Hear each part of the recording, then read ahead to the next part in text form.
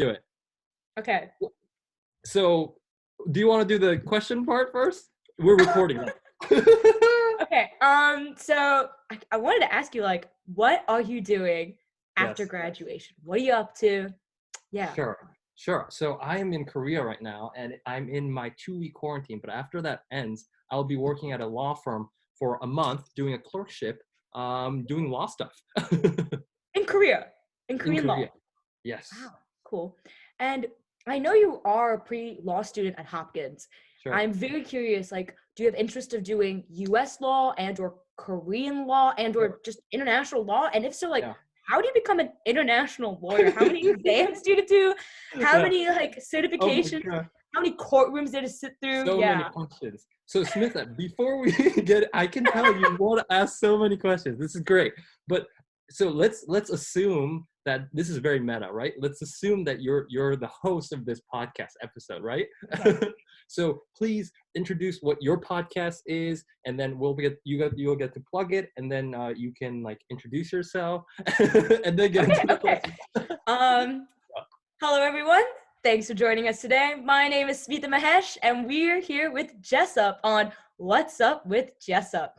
Now, a little bit about me, because if you're wondering, I'm not actually the host of this podcast. I'm actually a guest that is acting as the host. But rest assured, I am a totally sane, normal human being. I'm Smitha Mahesh. I'm a rising senior at Johns Hopkins University, majoring in philosophy, minoring in bioethics. And I work with a wonderful team on the Professionals in Health podcasting series, which is a series that focuses on exploring the careers of healthcare professionals, learning from their careers, and gaining insight and advice for the next generation of healthcare professionals. Wow, that just sounds so amazing. Thank you, Jessup. This will be your practice for being a wonderful host on the podcast. Thank you so much. Yeah. So to introduce myself, I'm Jessup. I just graduated in a few days, but yeah, pretty much. I just finished my thesis in political science. I won an award for it called Julius Turner for best thesis. God. It's crazy. I know. I did not know I could write, and here we are. Wait a minute. You became a political science major, and you didn't think you could write? I think you're definitely capable. And also, what was your senior thesis? So it was on North Korea. Surprise, surprise. That's the only issue I worked on. So it was related to public health, Smitha. You might be interested. It's the divide between people who try to do good for people in North Korea. Okay. One group of people trying to provide humanitarian aid to North Korea. So it's like medical aid, food, wells, clean water, things like that. Those kinds of people, they're called aid workers. And then there are people who fight for human rights, saying, people should have rights in North Korea. Yes, go ahead. You were saying. That is super interesting to me because, one of the coolest classes I took last semester. Food ethics. You told me. Yes. Oh my God. This class, we learned a lot about trade-offs, and like the situation described is so interesting because of course there's trade-offs involved with, we definitely need to provide immediate urgent aid through the form of humanitarian aid workers to fix and to address like food insecurity or healthcare needs and et cetera, et cetera. But of course, it's just doing that alone is like putting a Band-Aid on top of a bursting water gallon. Like the Band-Aid's not going to stick too long. So of course, there's also the equally urgent need to talk about, well, let's look at the bigger picture. And instead of just putting a small Band-Aid, we should talk about giving people human rights because they deserve human rights and we should preserve and protect those human rights. And then like, it's a trade-off because you want to do the immediate causes for public health and like the public health approach, but then you also have the side of talking about global security and also domestic security. And then like the trade-offs of like, how are you preserving people's well-being? Are you like, is the aid creating like peace and tranquility, or is it creating more stress? Is it improving or not improving well-being of people? And oh my God. And then you have this other sprinkle in the politics. And it's just spicy hot. I'm all of a sudden describing ramen all of a sudden because like some giant it's ramen. Okay, all of a sudden we got the soup, Yeah. we got the vegetables, and then you put in Yeah. the seasoning, and then you got Uh-huh. politics all sprinkled in between of it. Oh my god! So just what did you find out at the end of your thesis paper? You know, it's something really a 5-year-old could have talked about. It's saying, you know, these two kinds of people fight with each other, and so guys, don't fight. Is the Don't conclusion of the fight. paper. Don't That's fight. a great way to end Yeah, your senior thesis. exactly. There's just 3 takeaways, and it was just really very intuitive things. It was just, in order not to fight, guys, communicate.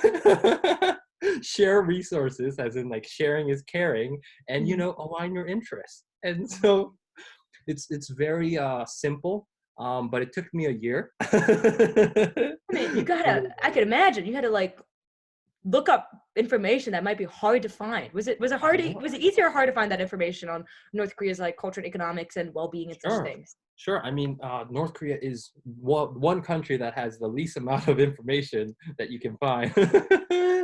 So it was a fun time. Not to mention that English is my second language, so it's, you know, writing in that is kind of hard.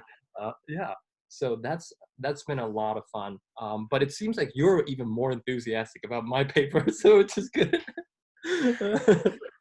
I get so excited to like hear about what people are writing and what they're doing. Uh-huh. And I totally forgot that English was your second language. Like, I totally forgot about that. That's really remarkable. That's really impressive. Congratulations to you on that endeavor and all the perseverance you had to go through and writing a senior thesis of all times online and during a pandemic. Nonetheless, I am sure your senior thesis has such great weight and importance and knowledge that the world needs to hear about. And Oh, thank you. like, seriously, like, Yeah. even if we are in COVID-19 pandemic, Mm-hmm. people's well-being and human rights should not be neglected. They shouldn't be forgotten. Mm-hmm. All the problems we had prior to the pandemic, problems that affect various diverse marginalized populations, are now being exacerbated in the situation of COVID-19 pandemic. And it doesn't mean we should let's throw our hands in the air. This is too tough a situation. You know, let's give up. We couldn't, because people are still there and the people still need things. And you know, your paper is still so important before the pandemic and after the pandemic and beyond. So props to you, Jessup.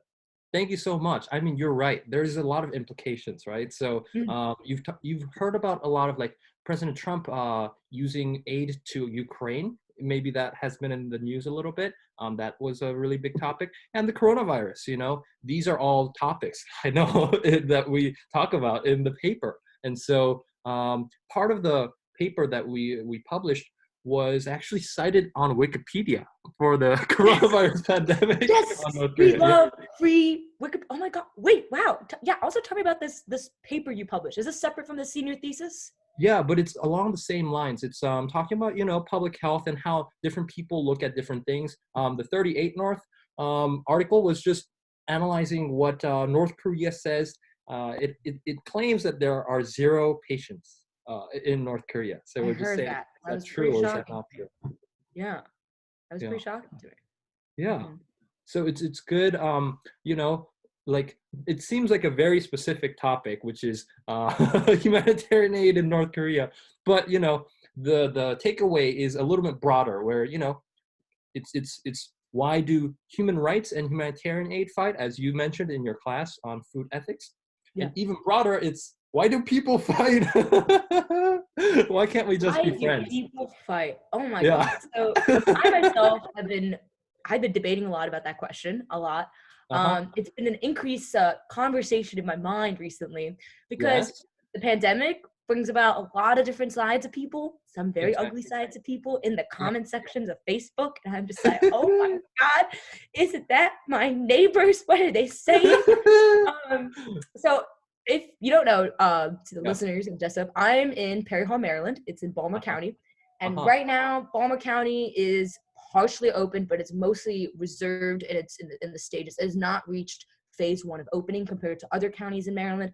Likewise, Baltimore City is partially open, but also very, very reserved in the steps they're taking forward for good reasons. Because it's about like making sure that case numbers don't go high up and it can't be controllable, but also to like monitor and to see like do we have the equipment and all the things necessary to move on to the next phase? And when this announcement dropped, of course, people had very, very different emotions, very extreme emotions on the pro side of partially open and the other side of why did you partially open? You should completely open. And then the other side of what is this? This is complete baloney. You should be completely closed. And hearing all these various emotions, like, initially it was frustrating. I'm like, wow, this sounds like a bunch of children. And I said, wait a minute, Smitha, it's not a bunch of children. It's a bunch of people who are frustrated for a lot of different things. And when you bring up that question of like, why do people fight? It is also like a question we ask in philosophy. Like, people and their emotional rage there's one of the coolest pieces I ever read. Highly recommend. Hold on, let me look up the title of this. I absolutely love this piece. Hold on. Yeah, you just love reading, it seems. I mean, honestly, it's part of my major. It's also part of my life. You know, it could just be. Let's see. I want to make sure I title this correctly because this woman did a fantastic job on this. Right. Yeah, I mean, it's a time of really high polarization. And so when you say like, why do people fight? Why do people get polarized more than ever? And there are, various reasons why that is. Mm-hmm. So, okay, I did a quick Google search and I'm not finding the exact article, but I will suggest to anybody to look up a fantastic philosopher, also a very productive, brilliant young woman. Yeah, no, not me. No. I'm telling you, there is a brilliant, productive, young philosopher named Maisha Cherry, and she has written a lot of interesting pieces about the concept of moral anger and its moral anger and the relationship it has to racial injustice, or moral anger and its relationship to love, and or moral anger and its relationship to productivity. And I encourage anybody to look up these articles. But I'm going to talk about my reflection over reading about her. And what I realized is that people get really upset about things because, well, first off, from the surface level, people might get very upset about things because for surface level reasons, maybe displacement of frustrations, maybe because they're having difficulty communicating things. But when you look beyond the surface, and as you mentioned earlier, people get really upset about things because they're at the core of their upsets and their angers is a value or a moral value or something that they're so driven by that they don't want to let it go.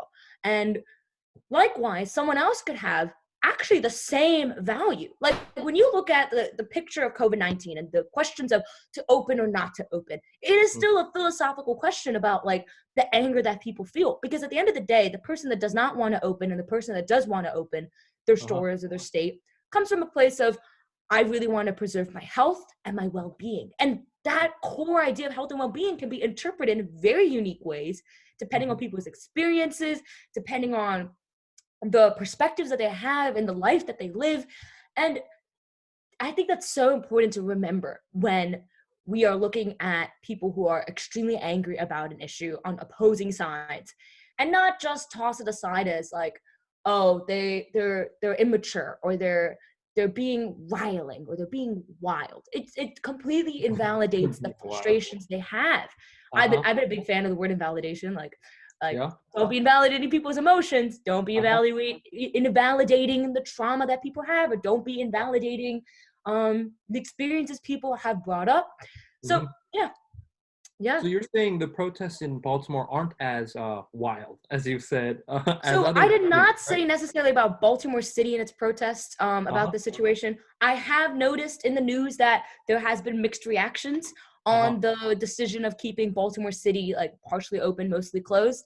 And I noticed that various people have different ways of interpreting it. I think like a couple of days ago, Fells Point had a large spike of people just showing up in Baltimore City, showing up. They just showed up, yeah. And I was just like, people just really want to be out in the sun. But it was clearly not well social distancing. But yeah, and then some people are not showing up in person, which is a very healthy thing to do, but rather taking it up on the internet, digital advocacy, campaigning, stuff like that. Yeah. That's interesting. Yeah. I mean, is Baltimore considered like a more democratic, like a more progressive city? I know Maryland is governed by a Republican governor. Yes. So without implicating things that could ruin me 20,000 years from now or anything otherwise, Yeah. I will Well, first just and say, foremost say is the that mayor Democratic, or is the mayor a Democrat or a Republican?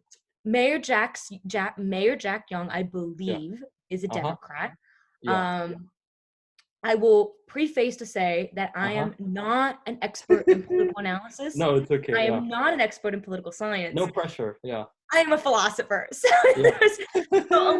a large part of me is more about Yeah. observations, reading a lot of Uh, things, gaining perspectives. yeah. Um, Governor Hogan is like by word a Republican, but it is impressive to see how he's been pretty compromising and pretty moderate on things. That Right. some areas he is a Republican in, and in some areas he's shown like Democratic-esque things. Yeah. Um, and I think that the response in certain situations has been very appropriate, and in other situations it has been um, not so appropriate in a way that might be at a loss to Right. marginalized populations or vulnerable Right. populations. Yeah, Smitha, Um, I won't put you on the spotlight. I won't try to, have like a gotcha moment. It's just a no, discussion no, of no. This is me yeah. answering it. Like this Oh, is okay, fine. okay. Yeah. Hopefully this is not putting pressure on your Oh no, no, not at all. Okay, Like good. I Yeah. just been thinking about this stuff and like Okay, yeah, good. Yeah. is it. Yeah. Yeah, because I found it interesting. Like,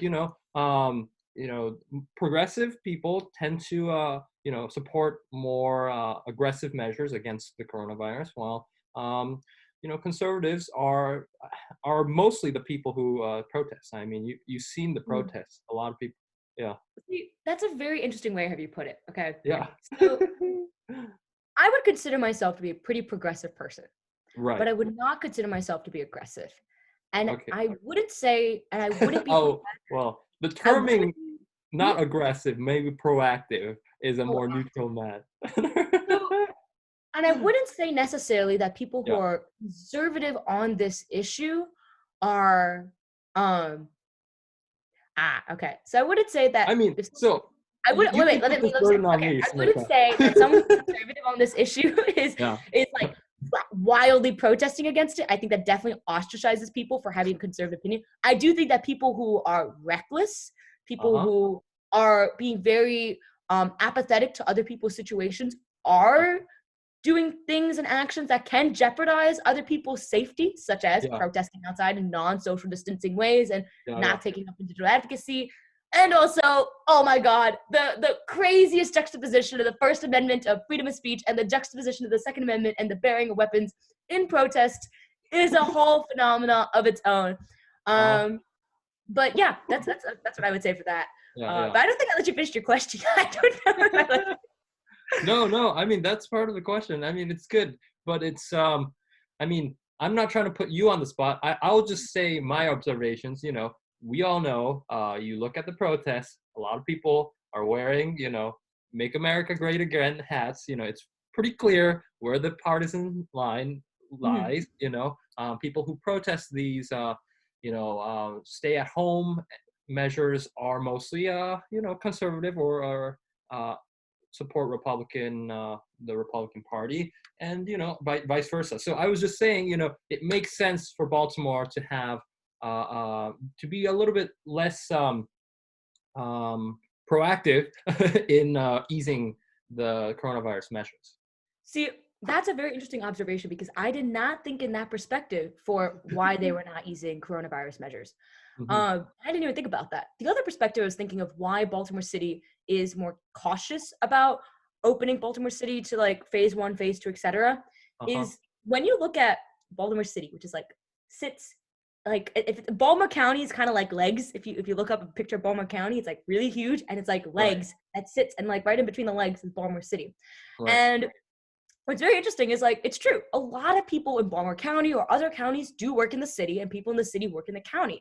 Yeah. So if you're going to open certain counties and not open, that's like one of the things I recently was very concerned about was Uh-huh. the what I was concerned about in this question about whether Baltimore City is opening or not. I was thinking, what is the coordinated effort between the cities and the counties? Hmm. Baltimore County, Baltimore City have like County Executive Johnny O and the Uh-huh. Baltimore City administration have been pretty collaborative in communications of coordinating their decision whether to open or close together, but other Hmm. counties haven't. So I'm thinking, how is an individual who has to go to work in the city coming from a county that is open, but how Right. does, and versus someone who's in a county that's closed, but even if someone's in a county that's closed, they could still be traveling to another county that is open, Uh-huh. and that might produce a risk to them or a risk to other people in those counties. Yeah. um I'm Uh, back, and so I'm just thinking, like, how is this being coordinated? I yeah. just recently, I mean, of course, I just recently read that Governor Uh-huh. Hogan has opened up testing to much Yeah. more, like, largely just Right. you don't need a doctor's appointment, you don't need a doctor's referral. He's setting up sites for people to get Right. Right. testing, even if they're Wait, Smitha, asymptomatic. Smitha. I Yeah, think this is a great transition into our next episode. This will be a cliffhanger where you're talking about so many interesting points, right? yeah. So if you want to learn more about this coronavirus epidemic in Baltimore City, you'll have to tune into the next episode. So this will be our short. It's already been 15 minutes. 20 Oh, minutes. I know, time flies. Time flies. time So flies. You're having fun with Jessup. exactly. Let's talk about it. Let's talk about it in literally 5 seconds. But this episode will end, and then we'll be able to see the next one. So, do you have any plugs, Smitha? Where can we find you? Do you have Instagram? Do Yes, you have LinkedIn? I got some plugs to put in here. So Uh huh. first and foremost, please give a follow and check out the Professionals in Health podcasting series. Hmm. Definitely searchable and findable on Apple Podcasts and Spotify Podcasts and anywhere you get podcasts. You can Hmm. also check us out, our podcast series, on our Instagram and Twitter at pips_jh. That is PIHPS_jh. You Wow. could find, if you're interested about just me and my interest in life or whatever, Uh huh. you can definitely give me a follow on my Twitter. Whoa. Um, Read it around. I love Twitter. I like talking and stuff. So Right. if you're interested to follow me, you can follow me at underscore Smitha Mahesh underscore, which is at underscore Uh-huh. SMITHAMAHESH Yes. underscore. There you go. Another underscore. Wow, you have a lot of Oh yeah, it's underscores. like my name is between underscores. It just makes it easier to look up stuff. Yeah. Yeah. All right. Sounds good. We'll see you next time. Thank you for tuning in.